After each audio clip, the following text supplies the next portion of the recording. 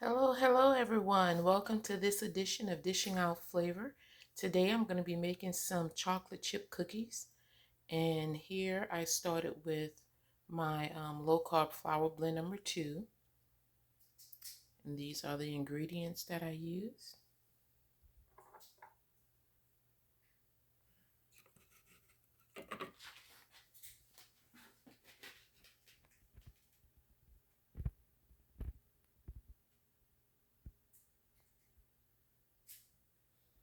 Okay, and then all the amounts of the ingredients that were used will be put in the description or comment section below.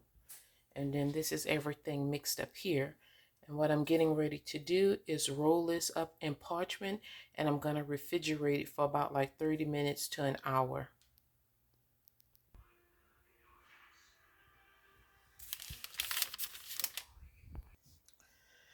Okay, so this actually has been in the freezer for longer than an hour.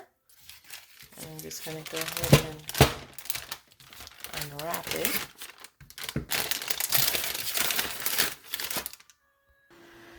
Okay, so what's kind of messing me up a little bit is that I left this in the freezer a little too long. So I'm thinking instead of maybe putting it in the freezer, it best after you guys wrap it up to refrigerate it instead of freezing it. So like refrigerate it maybe 15-30 minutes, or maybe freeze it just 10 minutes just for everything to re-solidify, for the butter to reform and everything, because with all the chips that I have in here, it's not cutting well. It's still breaking apart, or it's coming where I have to mash everything together to reform it.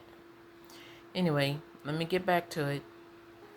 Okay guys, here we go. I'm just gonna make 6, well, and a quarter or whatever. That's like when I first tried to chop the cookie roll, and that's what I got off of it. It broke apart.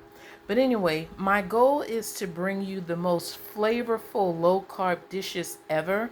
But because of how low carb products are, sometimes we're not always able to do that. So it's finding other ingredients to bring out that full taste of what something would be as if we were cooking it in its original or regular way, but making it into our now low carb keto way of eating. I say keto because some people that do low carb do keto, and some people that do keto do low carb. I am strictly low carb. I don't do keto, but I have to throw that in there. So with how our sugars are, you guys know we can't really use a lot of our sugar-based things because allulose really isn't all that sweet. So we, combine it with something else. We can't use too much erythritol because then our baked goods would have that crunch factor in it because the sweetener doesn't completely dissolve depending on how much liquid you have in it. And cookies really don't contain liquid.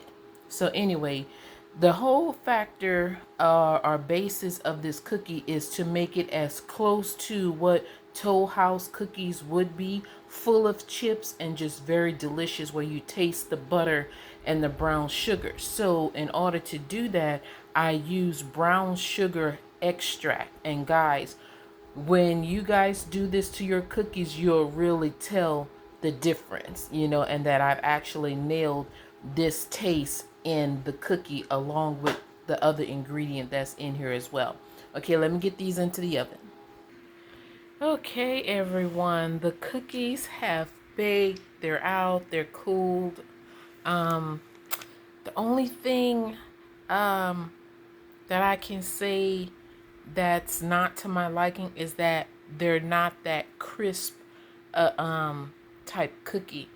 And because of the brown on the outside, you would think that it was actually starting to get a bit crispy, but it didn't. But it tastes immaculate, guys. I mean, this is so good, even though it's a soft cookie.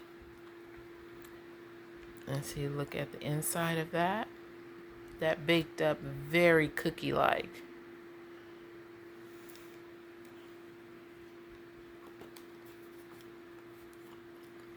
And when you guys bite into this, you're gonna just be like, oh yeah, this is definitely a chocolate chip cookie. Not something that mimic a chocolate chip cookie. This is a chocolate chip cookie. It's just a soft baked one, but it's very, very delicious. The brown sugar extract makes all the difference. That taste that it gives the cookie, like you have a good bit of brown sugar in there, like most chocolate chip cookies require, because most of them require that you use at least a quarter cup or a half cup of brown sugar, depending on the amount that you're making, the size batch. And so using that much sugar in low carb cookies, you will get a very crunchy cookie. There's no crunch from the sweeteners that was used in here, and I think that attributes to putting it in the refrigerator for a while to really um let the butter and the eggs and all that stuff soak up that, because that is the forms of liquid that are in here, or something that's a little bit I guess you say that's almost liquid based, like that gives um the sugar or sweetener a chance to dissolve. So this is really, really good, guys. Well, I hope you give this a try. You know, let's try to make this recipe go viral. I will put this for better plating purposes because the chocolate is all over the place, which just shows you how good these cookies actually are. Look at that melted, how that looks in there. That is so good. All right, guys. Thank you for joining me. As always, be blessed.